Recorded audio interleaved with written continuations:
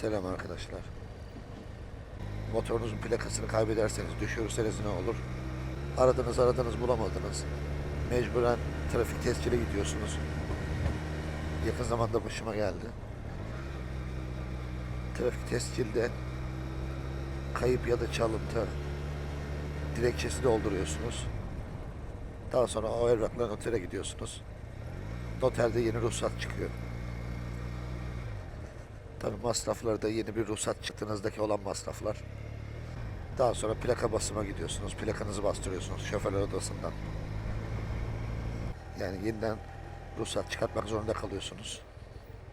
Bu yüzden plakanıza sahip çıkın arkadaşlar. İyi sabitleyin. Normal arabalar gibi olmadığı için, bizde tek plaka olduğu için mecburen ruhsatı yenilemek zorunda kalıyorsunuz. Bilginize.